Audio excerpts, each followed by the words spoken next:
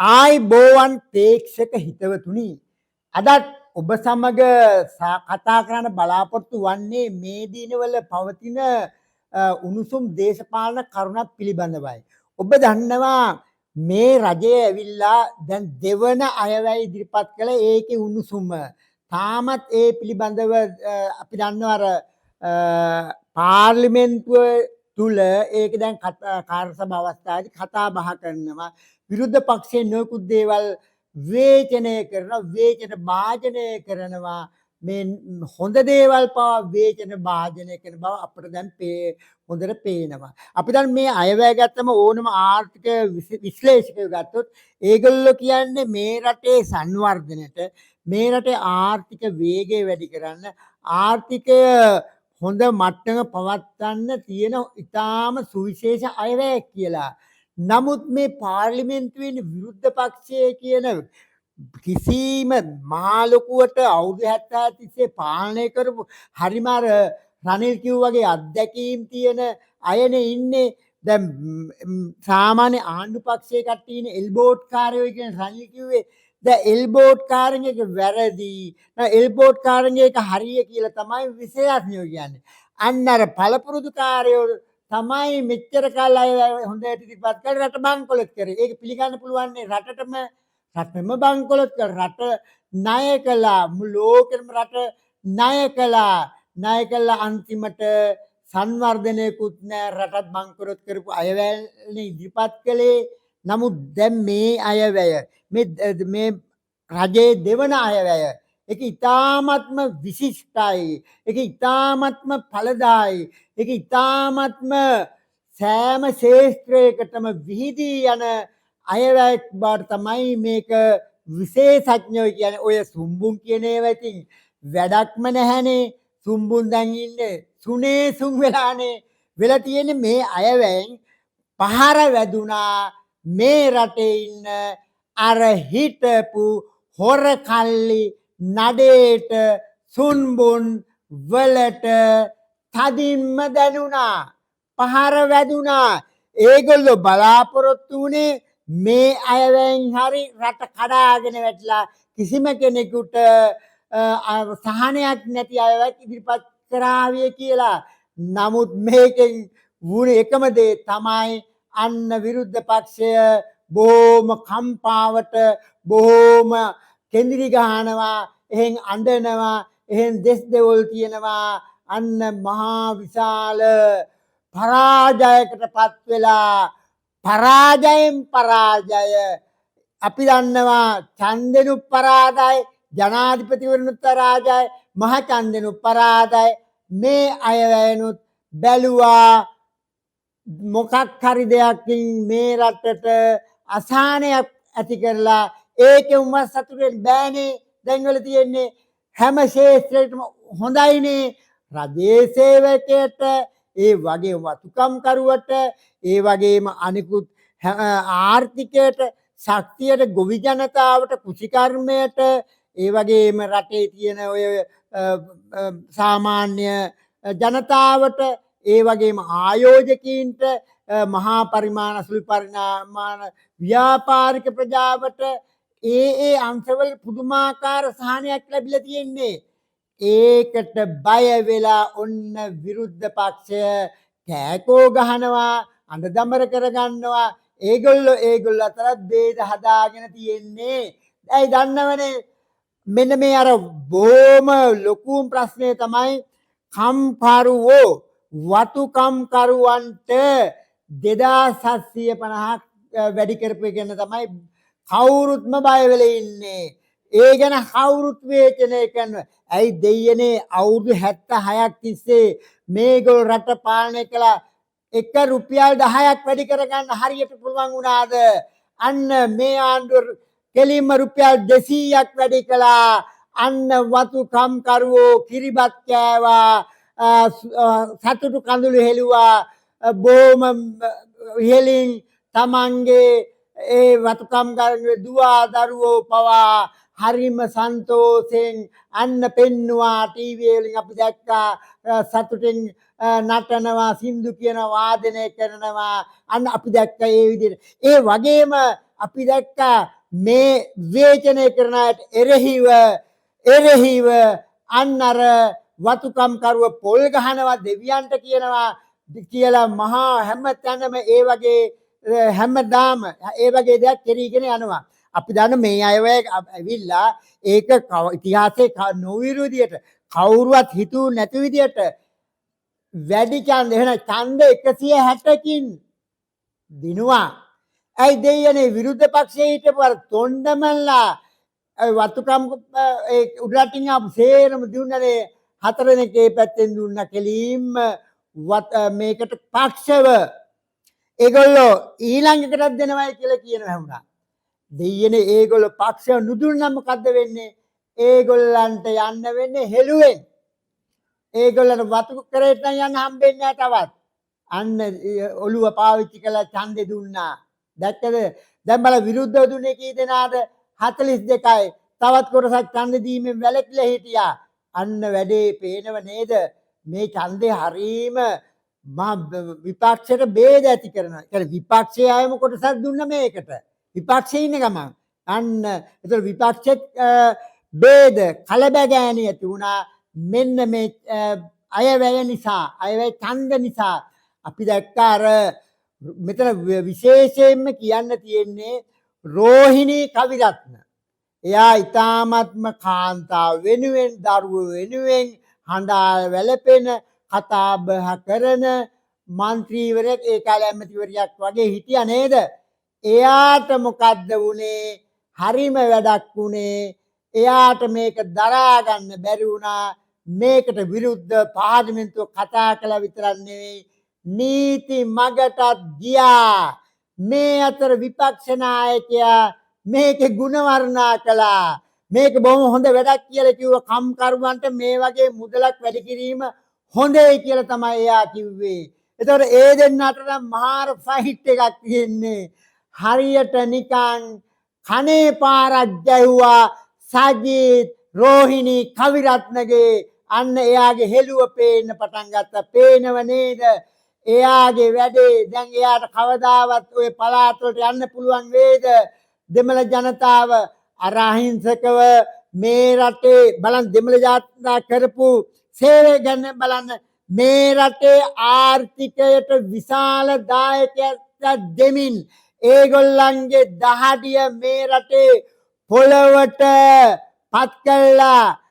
අන්නර තේ ඉඩම් මේ ප්‍රධාන ආර්ථිකය වන විදේශ විනිමය ලබා දෙන ඒ තේ ගස් යට මුළු ජීවිත කාලයම තේ පඳුරේ තේ ඉඩමේ තමන්ගේ ජීවිතය ගත කළා. බොහොම සොච්චම් මුදලකට මේ රටේ ආර්ථිකය වෙනුවෙන් විශාල දායකත්වයක් ලබා දුන්නා. ඒ වුණාට ඒගොල්ලන්ට ලැබුණේ සොච්චම් මුදලක්. ඒගොල්ලන්ගේ දරුවන්ට අධ්‍යාපනයක් දෙන්න විදියක් නැහැ. ඒකට තුන්වෙනිට කෑම දෙන්න විදියක් නැහැ. ඒගොල්ලෝ ඒ දරුවෝ මන්ද පෝෂණයෙන් පෙළුණා.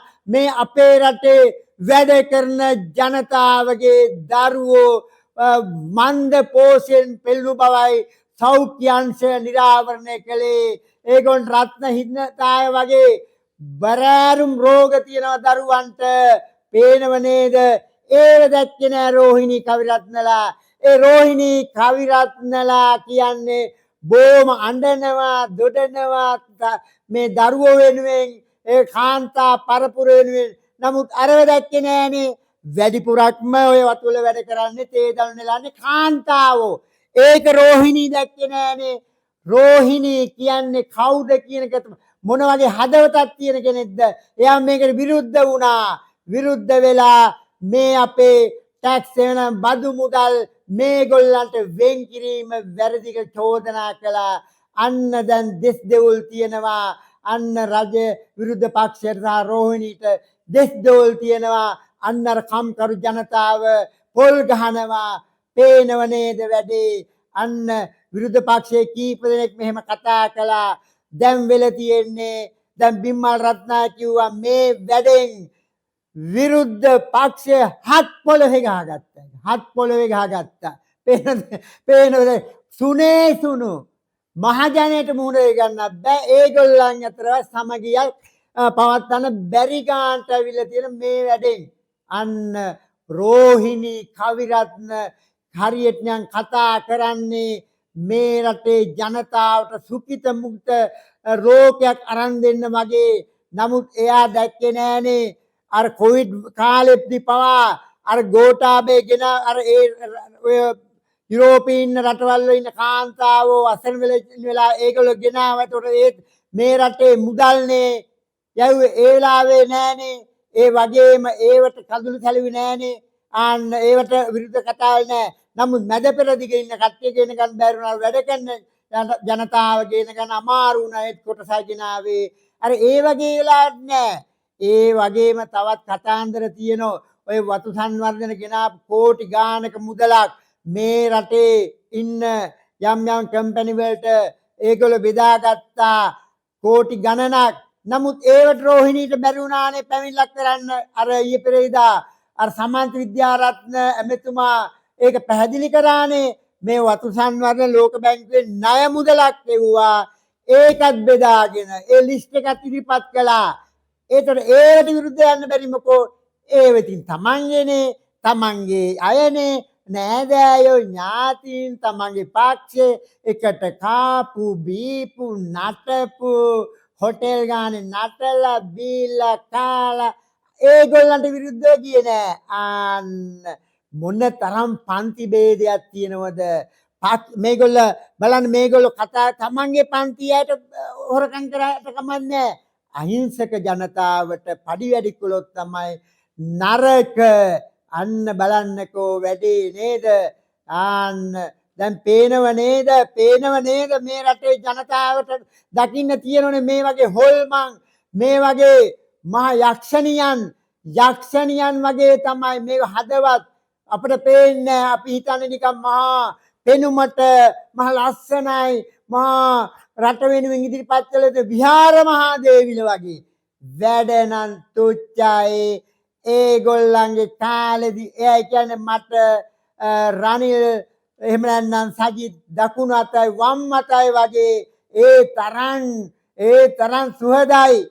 අන්න නමුත් දැන් මේ වෙලාව ජැව්වා සජිත් කනේ පහරක්. එයයි කිව්වා වතුකම් කරුවන්ට සජිත්ව වැඩි කරන එක හොඳයි කියලා. ඕන විතර 400ක් වැඩි කරන්නේ. ඒ ඇයිටින් කියන්න කරන්න බැරි දේවල් කොහොම හරි කිව්වනේ. ආන්නද රෝහිණීගේ පක්ෂි හොඳම වැඩේ කරගත්තේ. දැන් ඒ දෙන්න කොහොමද කතා කරන්නේ? දැන් ඒ දෙන්න කොහොමද මුහුණට මුලා කතා කරන්නේ? කොහොමද? අන්න ඒකට උත්තරේ කොහොමද?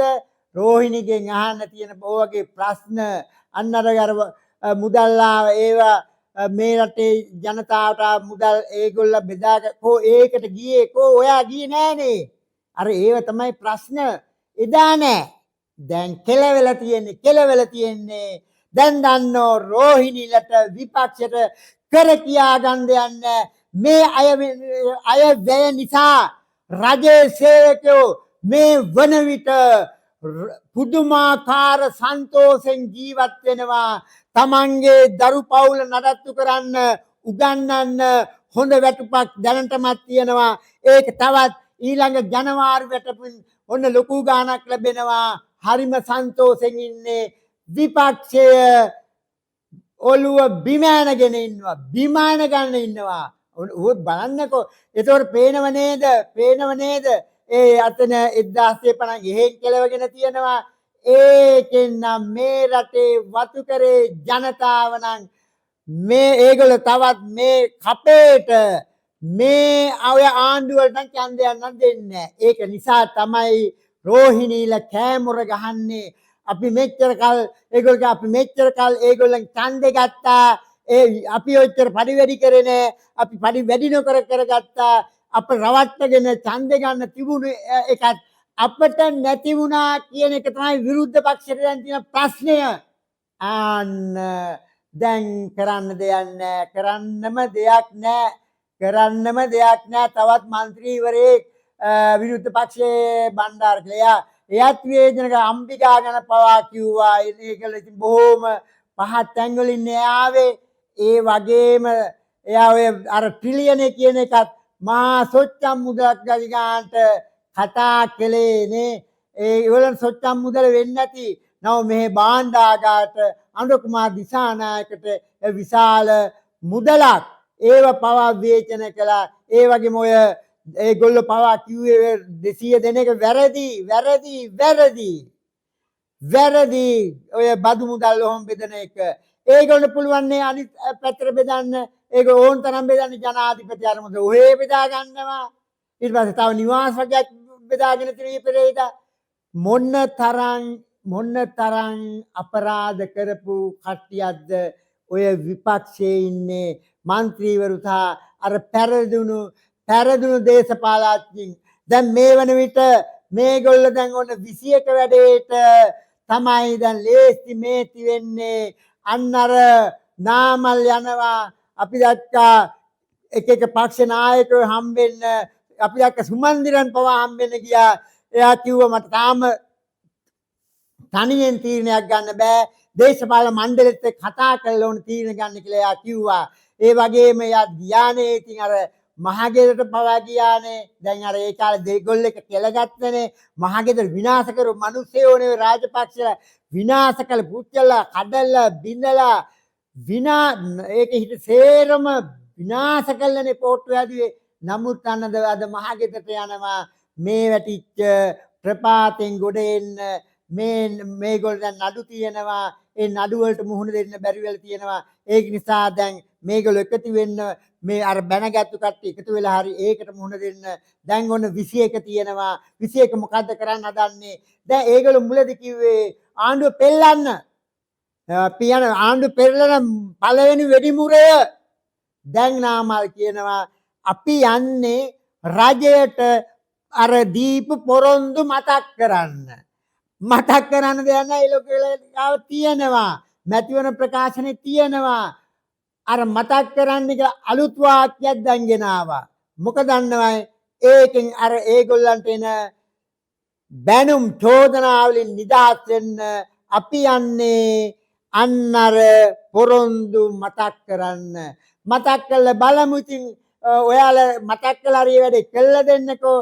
ඔය ඒ රජයට කියලා රජය යන්නේ නිවැරදි මාර්ගයේ නිවැරදි අධිෂ්ඨානයෙන් ක්‍රමයෙන් ඕගොල්ලෝ ඉක්මන් කෙරෙව්වට ආණ්ඩුවක් විදියට යන්නේ පළවෙනි අය 2 3 4 5 වෙනකොට ඕගොල්ලන්ට ඔය 21 තියෙන රැලි පවා අඩුම ගානේ ගමක කුඩා මීටින් එකක් තියාගන්න බැරි වෙනවා. අන්න ඒක මතක තියාගන්න. ඒකට බය වෙලා තමයි ඕගොල්ලෝ ඔය අපිට වගේ නෙවෙයි ඕගොල්ලන්ට හොඳ දැක්ම වල පේන මේ ආණ්ඩුව යන ගමන් මාර්ගය.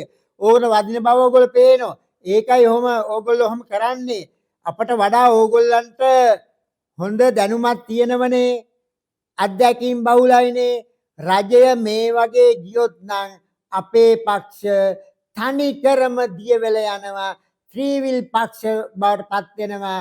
දැනුත් ඒ ගානට පත් වෙලා තියෙන්නේ. ඒකෙන් බේරෙන්න තමයි ඔන්න ඔය කට්ටිය යන්නේ දයා සිරිලා ගම්මන් පිළලා ඒගොල්ලෝ ගිහිල්ලා හයියෙන් කට ඇරලා ස්ටේජ් එකට නැගලා කට ඇරලා ඔළුව එහාට මෙහාට කරලා